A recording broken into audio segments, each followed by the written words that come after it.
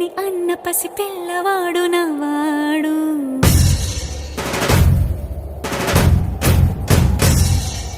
విడుముండోడు అని ఊరు వాడ అనుకున్న గాని మహారాజు నాకు నవాడు.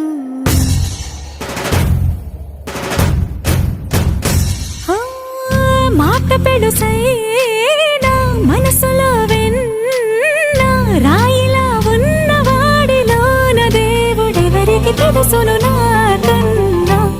సూసేకి అగ్గిరవ్వ మాదిరే ఉంటాడు.